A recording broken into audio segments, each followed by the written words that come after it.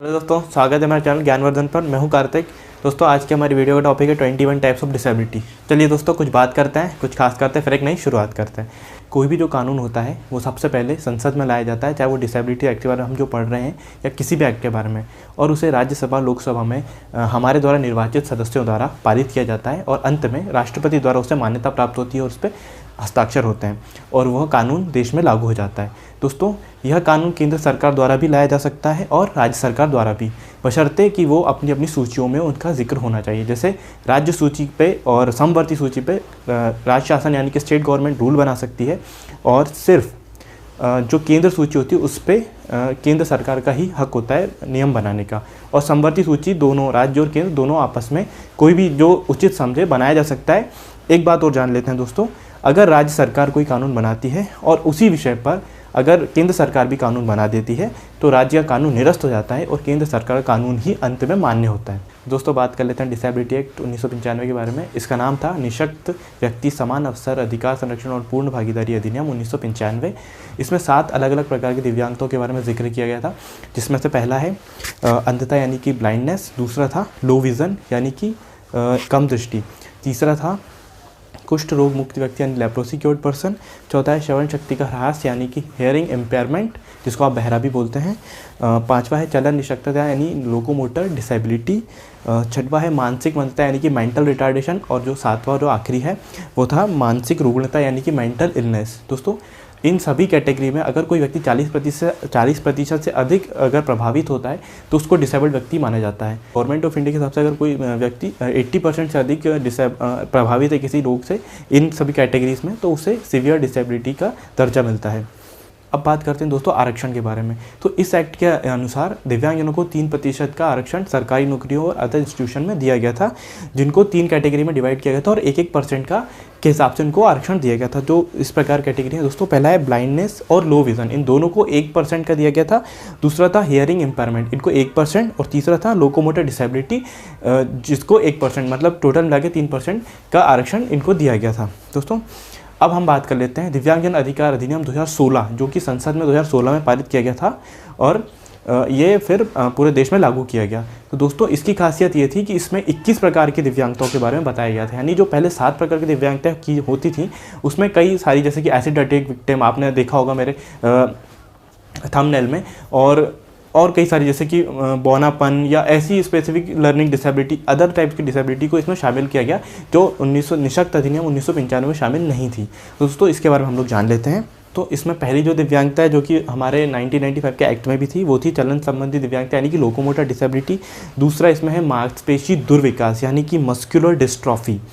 तीसरा है दोस्तों ठीक किया हुआ कुष्ठ। दोस्तों, जो लोग कुष्ठ रोग से ग्रसित होते हैं और फाइनली जो क्योर्ड हो जाते हैं तो उसमें उसके बाद कुछ डिसेबिलिटीज़ देखने को मिलती है, जैसे कि उनके हाथ पैर काम नहीं कर रहे होते हैं, तो उससे जो प्रभावित अंग होते हैं उसके आधार पर इनको डिसेबल्ड माना जाता है। उसमें अगर ये 40% से ऊपर अगर प्रभावित होते हैं तो वो डिसेबिलिटी में आ जाते हैं, तो जिसको हम बोलते हैं लेप्रोसी क्योर्ड।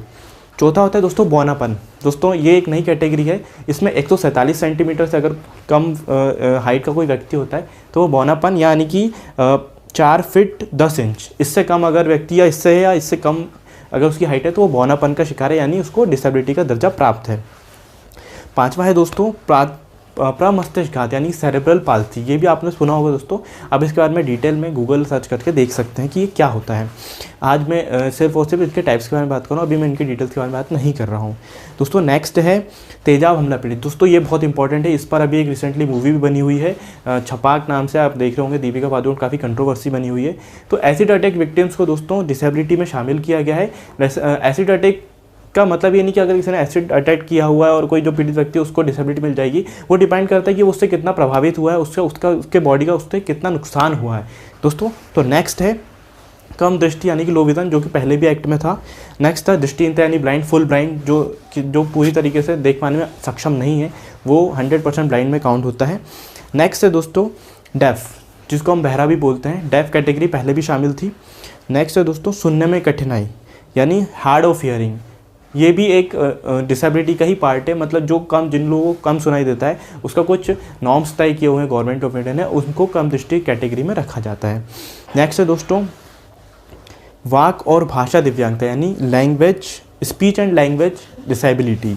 दोस्तों ये भी एक प्रकार की डिसेबिलिटी होती है, आप डिटेल में इसके बारे में गूगल कर सकते हैं। नेक्स्ट होता है दोस्तों बौद्धिक दिव्यांगता यानी इंटेलेक्चुअल दिव्यांगता, यानी कि जो मानसिक टाइप से जो बीमारी होती है उसी का ये एक पार्ट होता है। नेक्स्ट होता है दोस्तों विशिष्ट शिक्षण दिव्यांगता यानी स्पेसिफिक लर्निंग डिसेबिलिटी। ये एक प्रकार की डिसेबिलिटी हो जिसमें कुछ सीखने की क्षमता के बारे में इसके बारे में जिक्र किया गया है, ये उसी प्रकार की कैटेगरी होती है। नेक्स्ट होता है दोस्तों मानसिक रुग्णता यानी कि मेंटल इलनेस, जो कि पिछले एक्ट में भी हम लोग पढ़ चुके हैं, इसके बारे में इसका जिक्र था। नेक्स्ट है दोस्तों चिरकालिक तंत्रिक दशा यानी कि क्रॉनिक न्यूरोलॉजिकल कंडीशंस, ये भी मेडिकल टर्म में एक प्रकार की डिसेबिलिटी होती है, ये भी इसको भी इसमें शामिल किया गया है।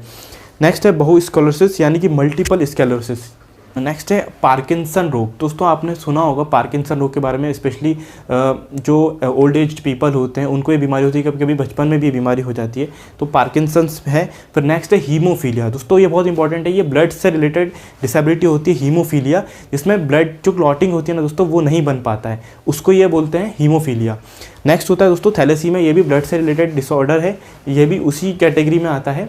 ब्लड से रिलेटेड टाइप की डिसेबिलिटी रखा है कि इंसान इससे कितना प्रभावित है, उसकी बॉडी कितनी प्रभावित हुई है, ये थैलेसीमिया उस चीज़ को बताया जाता है। हीमोग्लोबिन की कमी आपने सुना होगा दोस्तों, आप इसके बारे में डिटेल में पढ़ सकते हैं गूगल पे करके।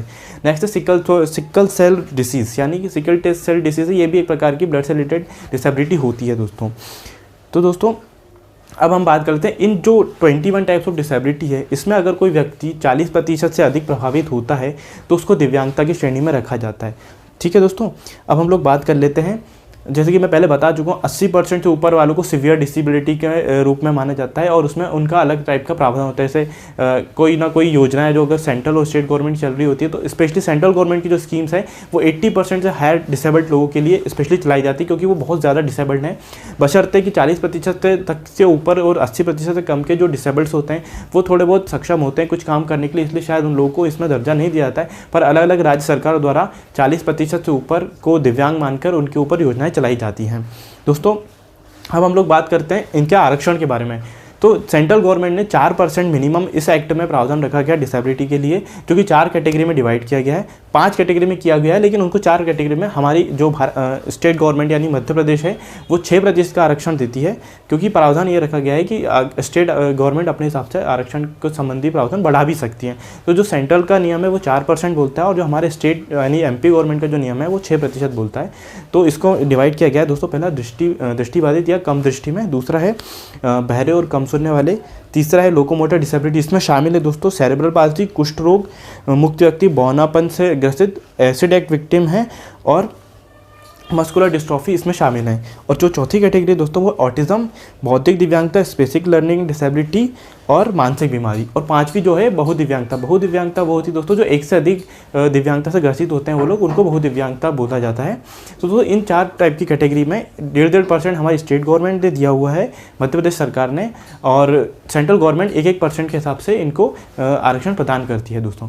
तो दोस्तों ये थे 21 टाइप्स ऑफ डिसेबिलिटी के बारे में, कम से कम जितना मैं कोशिश कर सकता था उतना मैंने किया है। तो दोस्तों ये था आज की हमारी वीडियो का टॉपिक 21 टाइप्स ऑफ डिसेबिलिटी, क्योंकि जहाँ तक मुझे पता है और मैं भी इससे पहले बिल्कुल अनभिज्ञ था इसके बारे में कि इतनी टाइप की डिसेबिलिटीज़ भी होती हैं। जब मैंने इसके बारे में गूगल किया, काफ़ी ज़्यादा मतलब इसके बारे में इन्फॉर्मेशन जुटाई मैंने, तब जाके मुझे पता चला कि ये 21 टाइप्स ऑफ डिसेबिलिटीज़ होती हैं और ये हम सभी को जानना बहुत ज़रूरी है। और गवर्नमेंट ऑफ इंडिया ने सरकारों को इसमें निर्देश भी दिए हैं कि इस एक्ट का ज़्यादा से ज़्यादा प्रचार प्रसार करें। तो दोस्तों इसका मतलब ये है कि हम दिव्यांगता के बारे में जानें और उनको दिव्यांगजनों को प्रोत्साहित करें, और अगर हमारे आसपास कोई इन दिव्यांगताओं से ग्रसित है तो उसकी हम लोग मदद कर पाएँ, जो भी सरकारी सुविधाओं का लाभ है उनको मिल सके दोस्तों। तो मैं चाहूँगा कि आप इस वीडियो को ज़्यादा से ज़्यादा शेयर करें, ताकि आपके आसपास होने वाले जितने भी दिव्यांगजन लोग हैं, जितने भी विकलांग लोग हैं, उनको इन सरकारी सुविधाओं का लाभ मिल सके। दोस्तों इसका एक दूसरा तरीका ये है कि आप अगर कोई व्यक्ति दिव्यांग है या उसे लगता है कि वो किसी तरीके से डिसेबिलिटी से ग्रसित है, तो वो नज़दीकी अपने अस्पताल जाएं, जो कि जिला अस्पताल होते हैं, वहाँ जाकर मेडिकल ऑफिसर से अपनी जांच कराएं और वहाँ एक दिव्यांगता प्रमाण पत्र प्रदान किया जाता है, जो ये निर्धारित करता है कि आप किस डिसेबिलिटी से और कितने % डिसेबिलिटी से ग्रसित हैं। दोस्तों। और इसी के आधार पर गवर्नमेंट ऑफ इंडिया ने एक यूडीआईडी प्रोजेक्ट चलाया है, यानी कि यूनिक डिसेबिलिटी आईडी कार्ड। क्या होता है दोस्तों, अलग अलग राज्यों में अलग अलग तरीके के दिव्यांगजन जो सर्टिफिकेट बनाए जाते हैं वो किसी अदर स्टेट्स में या स्टेट में मान्य नहीं किए जाते कभी कभी। तो गवर्नमेंट ऑफ इंडिया ने एक रूपता लाने के लिए एक स्कीम चलाई है यूडीआईडी प्रोजेक्ट नाम से, जो कि आप उनकी वेबसाइट पर भी देख सकते हैं। इसके माध्यम से जो भी लोग डिसेबल्ड हैं उनको एक यूनिक आईडी प्रदान की जाएगी, जिसमें इन प्रकार की दिव्यांगताओं को उल्लेख होगा। और ये जो आईडी है दोस्तों पूरे स्टेट से लेकर सारे देश में लागू की जाएगी, ताकि कोई भी डिसेबिलिटी से ग्रसित व्यक्ति है उसको सभी सुविधाओं का लाभ मिल सके और एक रूपता है। तो दोस्तों आज की वीडियो में सिर्फ इतना ही, और मिलते हैं अगली वीडियो में। आपको अगर वीडियो अच्छा लगा हो तो मेरे चैनल को सब्सक्राइब करें। अब इस वीडियो को अपने फ्रेंड्स एंड फैमिली को शेयर करें, ताकि उनके आसपास जो भी डिसेबल्ड लोग हैं उनको इसका फ़ायदा मिल सके दोस्तों। तो मिलते हैं अगले वीडियो में, धन्यवाद।